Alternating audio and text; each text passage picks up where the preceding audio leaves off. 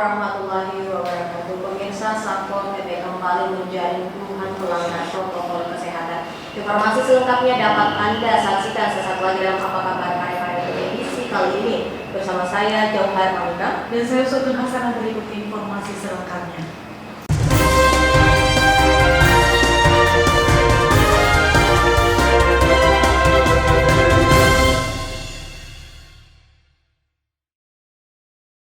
Saudara, petugas Satpol PP tetap intens melakukan operasi justisi penegakan hukum di sejumlah tempat keramaian. Bahkan di setiap operasi, petugas terus mendapatkan masyarakat yang melanggar hukum. Berikut kita simak informasi selengkapnya untuk Anda.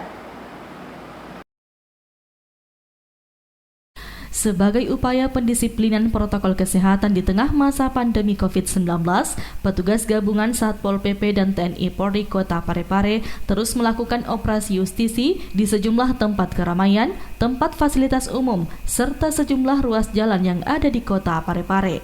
Seperti yang terlihat saat tim gabungan melakukan operasi justisi di Jalan Jenderal Sudirman yang tidak jauh dari kantor Wali Kota Parepare pada Jumat 20 November 2020. Petugas kembali menemukan puluhan pelanggar protokol kesehatan yang tidak mengenakan masker.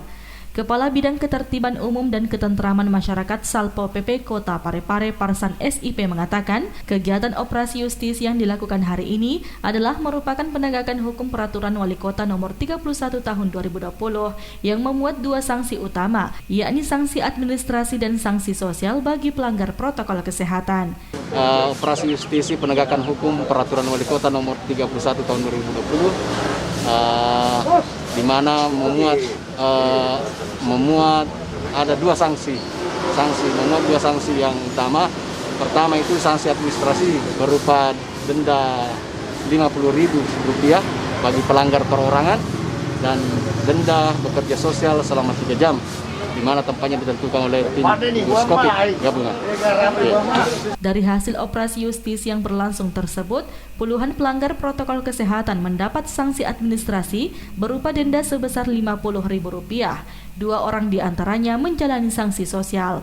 Sahril Sandi, TV Peduli mengabarkan.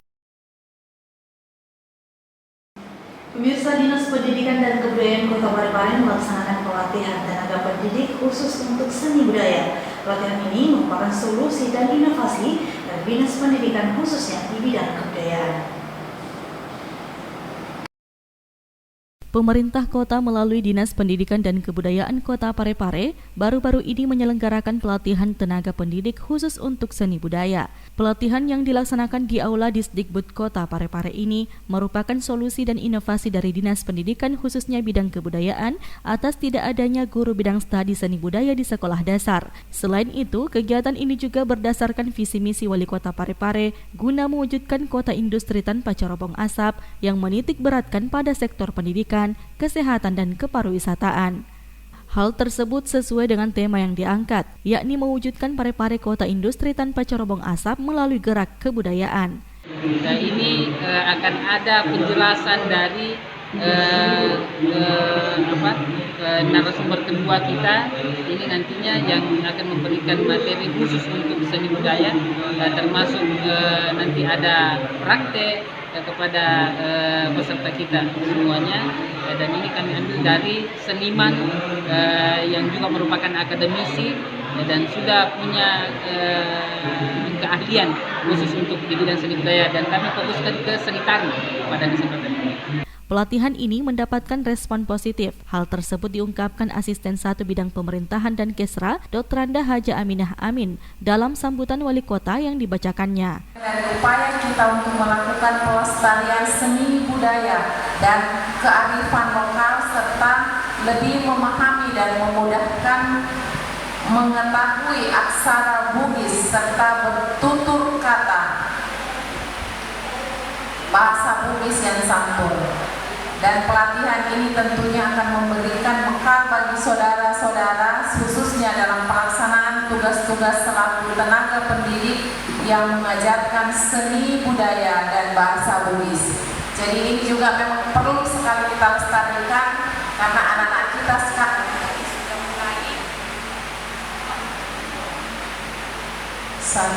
sudah mulai hampir punah ini nanti. Jadi kalau tidak dilestarikan, bagaimana dengan kita yang nantinya untuk melestarikan budaya bahasa Bugis.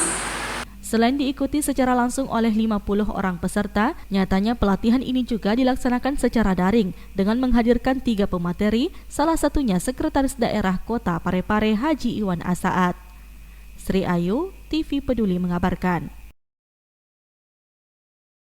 Pemirsa, kita beralih ke informasi berikutnya. Sebagai bentuk kesiapsiagaan dalam menghadapi bencana alam yang sewaktu-waktu dapat terjadi di wilayah Kota Parepare, Badan Penanggulangan Bencana menggelar pelatihan dan simulasi yang diikuti tim reaksi cepat tanggap Badan Penanggulangan Bencana Kota Parepare. Dalam rangka meningkatkan skill para anggota, Badan Penanggulangan Bencana Daerah Kota Parepare menggelar pelatihan dan simulasi penanggulangan bencana. Pelatihan ini digelar di Pantai Lumpue dengan diikuti tim reaksi cepat Badan Penanggulangan Bencana Daerah Kota Parepare. Sebelum pelatihan, digelar apel kesiapsiagaan yang dibuka langsung Kepala Pelaksana Badan Penanggulangan Bencana Daerah Kota Parepare. Pelatihan ini dilaksanakan sebagai bentuk kesiapsiagaan dalam menghadapi bencana alam yang sewaktu-waktu terjadi di wilayah Kota Parepare. Rusli selaku Kepala Pelaksana BPBD Kota Parepare menyatakan kegiatan geladi kesiapsiagaan terhadap bencana ini digelar untuk menindaklanjuti apel kesiapsiagaan yang beberapa waktu lalu dilaksanakan. Kali ini, BPBD Kota Parepare menurunkan tim reaksi cepat untuk ikut pelatihan agar mampu meningkatkan kemampuan mereka serta memahami segala peralatan yang akan digunakan nantinya. Kegiatan yang dilakukan hari ini apa ini, Pak? Ya, jadi kegiatan hari ini menindaklanjuti apel kesiapan kemarin yang dilaksanakan oleh pihak Polres. Hari ini kita lakukan geladi kesiapsiagaan menghadapi bencana yang ada nantinya di Kota Parepare. Ini apa saja, Pak, yang disiapkan ini? Yang disiapkan untuk pelatihan hari ini? Iya, jadi semua peralatan tim penyelamatan itu kita turunkan, ya, mulai dari perahu karet sampai dengan waternya, itu kita siap-siagakan, di mana nanti instruktur dari BPBD itu sendiri memberikan pemahaman kepada teman-teman tata cara penggunaannya. Oke, Pak. Erwin, TV Peduli mengabarkan. Pemirsa, tim gugus tugas percepatan penanggulangan COVID-19 Kota Parepare terus gencar melakukan upaya dalam menekan angka kasus COVID-19 di Kota Parepare. Salah satunya dengan terus melakukan operasi justisi gabungan yang digelar di setiap kecamatan yang ada di Kota Parepare. Tim gugus tugas percepatan penanggulangan COVID-19 Kota Parepare terus gencar melakukan upaya dalam menekan angka kasus COVID-19 di Kota Parepare, salah satunya dengan terus melakukan operasi justisi gabungan yang digelar di setiap kecamatan yang ada di Kota Parepare. Dengan peraturan Wali Kota nomor 31 tahun 2020 mengenai penerapan disiplin protokol kesehatan, tim turun dengan menindak para pelanggar yang masih nekat untuk mengabaikan protokol kesehatan seperti tidak menggunakan masker ketika berada di luar rumah dan di tempat umum. Hingga saat ini, petugas telah mendapatkan ratusan pelanggar yang beberapa di antaranya merupakan pengusaha yang terciduk mengabaikan protokol kesehatan. Hal ini sesuai dengan instruksi dari Presiden yang menyatakan tindak tegas para pelanggar protokol kesehatan. Hal ini pun diungkapkan Kepala Satuan Polisi Pamong Praja Kota Parepare Muhammad Anzar bahwa operasi yang digelar ini tidak memandang bulu. Bila ada yang kedapatan melanggar, maka akan ditindak tegas oleh para petugas. Dan proses pelaksanaan ini tetap akan kita laksanakan. Kita tidak ingin ada ada hal-hal yang kita tidak ingin bersama, tetapi penegakan protokol kesehatan tidak ditawar-tawar di Kota Parepare. Menegakkan peraturan Wali Kota nomor 31 2020, semua yang terlibat, yang terkait dari kepolisian, dari TNI, dari POM, semua Pak yang ikut di dalam pelaksanaan peraturan penegakan peraturan nomor 31 2020 di Kota Parepare ini. Tidak ada nilai dari kapan yang ada melanggar, kita sanksi berdasarkan peraturan yang ada. Termasuk pengusaha ya, Pak? Termasuk pengusaha kafe, restoran, rumah makan. Kalau ada yang kita tidak dapatkan, tidak menegakkan protokol kesehatan, itu kita sanksi sesuai aturan yang ada. Erwin, TV Peduli mengabarkan. Saudara, langkah pemerintah mewujudkan Parepare sebagai daerah smart city, di mana setiap kegiatan pemerintahan kebayatan dapat dilakukan dengan berbasis teknologi. Bahkan hal tersebut telah diatur pada Perda nomor 7 tahun 2017 dan mulai disosialisasikan oleh DPRD dan pemerintah daerah. Dewan Perwakilan Rakyat Daerah atau DPRD Kota Parepare melaksanakan kegiatan sosialisasi Peraturan Daerah Nomor 7 Tahun 2017 tentang penyelenggaraan pemerintahan berbasis teknologi informasi dan komunikasi yang digelar di Hotel Grand Star dengan tetap menerapkan protokol kesehatan pada Jumat 20 November 2020. Kegiatan ini dibuka Wakil Ketua DPRD Kota Parepare Haji Tasming Hamid SEMH. Adapun hari ini karena beliau Pak Ibrahim Suwanda ini Komisi 1, maka beliau mempunyai tugas untuk mensosialisasikan penyelenggaraan pemerintah berbasis teknologi informasi dan komunikasi.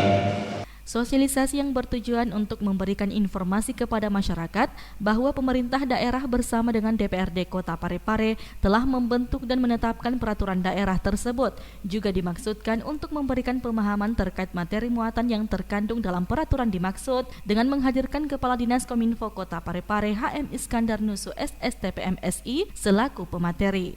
Masyarakat informasi adalah masyarakat yang mempunyai aktivitas baik ekonomi, sosial politik, sosial budaya, melalui produksi, konsumsi, dan distribusi informasi ditandai dengan intensitas tinggi atas pertukaran dan penggunaan teknologi komunikasi.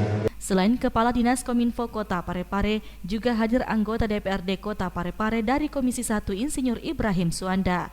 Bapak dan Ibu, ini mau tidak mau harus kita lakukan karena seiring tadi dikatakan oleh Pak Kadis, seiring dengan perkembangan teknologi. Dulunya kita melek teknologi, ini mau tidak mau kita dipaksakan ke depan untuk harus memahami yang namanya teknologi. Kegiatan sosialisasi ini diselenggarakan hingga tanggal 22 November mendatang yang diikuti oleh peserta dari berbagai elemen yang tersebar di 4 kecamatan yang ada di Kota Parepare. Sahril Sandi, TV Peduli mengabarkan. Pemirsa, sosialisasi pencegahan dan penanganan stunting digelar oleh pemerintah Kelurahan Capak Galung bekerjasama dengan Puskesmas Lumpue. Sosialisasi ini bertujuan untuk lebih meningkatkan kapasitas kader posyandu dalam menjalankan fungsinya di masyarakat, utamanya dalam mencegah masalah stunting.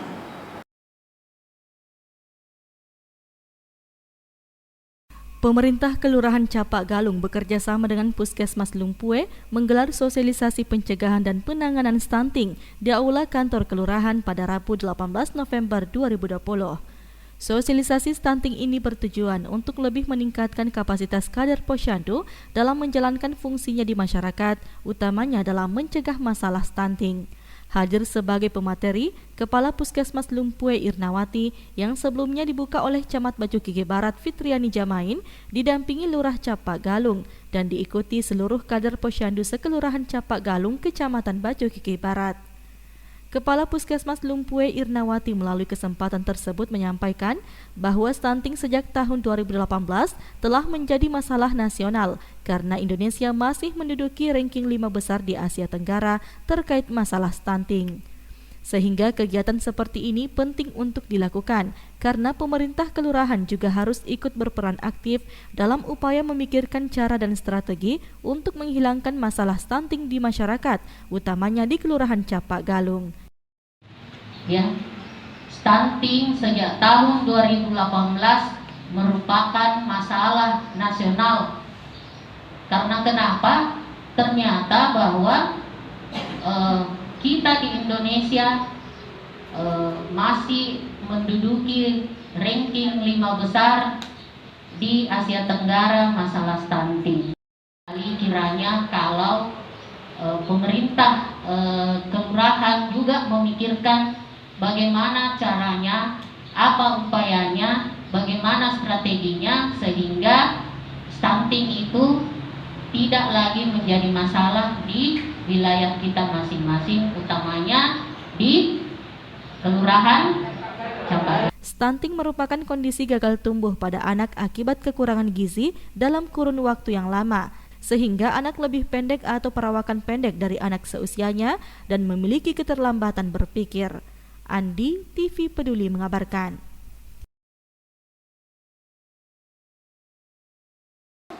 Pemirsa, kita beralih ke informasi berikutnya. Biduan atau bibit peduli pangan inovasi dari Dinas Ketahanan Kota Kota Parepare menambah daftar penyediaan bibit yang akan dibagikan kepada masyarakat. Yang sebelumnya hanya menyediakan bibit lombok, tomat, dan pepaya California, kini sudah menyediakan berbagai macam bibit buah. Berikut kita simak informasi selengkapnya untuk Anda. Dinas Ketahanan Pangan Kota Parepare melalui inovasi biduan atau bibit peduli pangan kini menambah layanan. Jika sebelumnya melalui inovasi biduan, Dinas Ketahanan Pangan hanya menyediakan bibit lombok, tomat, dan pepaya California untuk dibagikan kepada masyarakat. Saat ini melalui layanan tersebut, Dinas Ketahanan Pangan Kota Parepare sudah menyediakan berbagai macam bibit buah, di antaranya jeruk, rambutan, durian, manggis, sukun, dan mangga. Hal tersebut diungkapkan Kepala Dinas Ketahanan Pangan Kota Parepare yang ditemui beberapa waktu lalu. Muhammad Nur menjelaskan, untuk saat ini pihaknya masih melakukan pembatasan jumlah bibit buah yang bisa diambil masyarakat. Hal tersebut diberlakukan agar penyaluran bibit buah yang berjumlah ratusan ini bisa dinikmati masyarakat Kota Parepare secara menyeluruh. Tanaman buah ini adalah merupakan dari layanan biduan yang merupakan juga bagaimana kita melayani masyarakat terkait dengan buah-buahan. Karena selama ini masyarakat hanya mengenal bahwa yang kita layani itu adalah lombok, tomat. Nah, untuk tahun ini kami mengadakan tanaman buah karena kebetulan di anggaran kami pada saat itu belum ada, sehingga kami di anggaran perubahan kami meminta untuk pengadaan tanaman buah, dan kebetulan di ACC untuk 600 buah. Ini adalah merupakan tanaman-tanaman kami yang akan dibagikan ke masyarakat nantinya. Ya, bisa datang ke kantor kami, tapi itu juga kami membatasi, artinya jangan sampai ada masyarakat yang menginginkan tapi tidak dapat karena ada masyarakat yang mengambil lebih dari yang seharusnya tidak. Misalnya kalau bisa setiap masyarakat satu orang satu tanaman buah yang diberikan. Karena ini adalah merupakan konsumsi pekarangan juga yang dapat berbuah lebih cepat dan dapat untuk dikonsumsi oleh masyarakat juga. Sri Ayu, TV Peduli mengabarkan. Pemirsa, tim peneliti dari Kementerian Agama Republik Indonesia mengunjungi 2 sekolah madrasah di Kota Parepare. Kunjungan tim peneliti tersebut dalam rangka mendapatkan informasi dan data untuk mencari rumusan yang terbaik dalam pengembangan madrasah jauh lebih baik.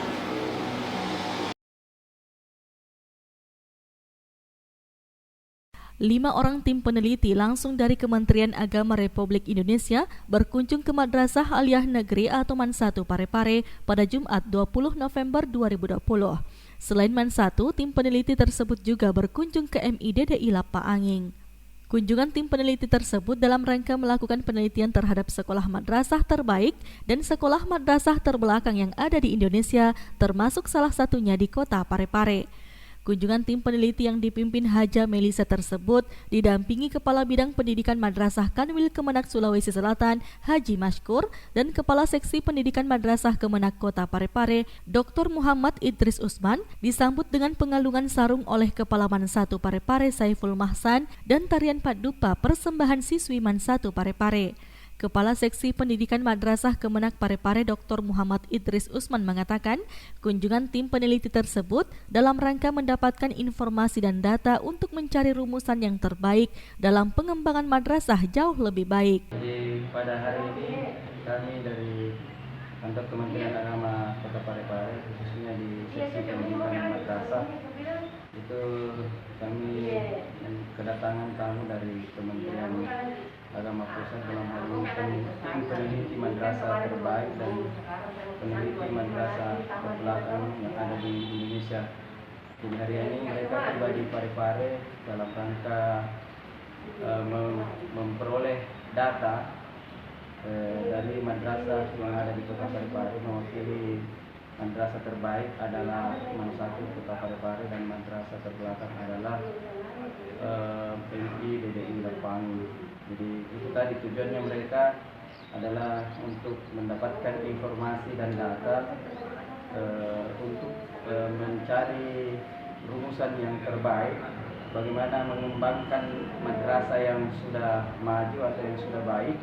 Demikian pula sebaliknya untuk mendapatkan informasi dan data bagaimana cara untuk kemudian mengembangkan dan membangkitkan madrasah-madrasah yang terbelakang di Indonesia termasuk di Kota Parepare ini. Jadi tim ini mereka memang khusus ditugaskan oleh Menteri Agama untuk mendapatkan informasi tersebut dan terdiri dari 5 orang, semuanya perempuan. Ada 2 tim inti yang 3 orang itu adalah kru, karena mereka dalam mendapatkan data ini selain melakukan wawancara dengan kepala madrasah, dengan guru-guru dan siswa yang ada di madrasah itu termasuk dengan komitenya, juga mereka meliput fakta yang ada di lapangan. Jadi mereka akan mengcombine antara data yang mereka dapatkan dari hasil wawancara, kemudian dari tayangan atau fakta yang ada di lapangan yang mereka rekam melalui kamera digitalnya. Andi, TV Peduli mengabarkan.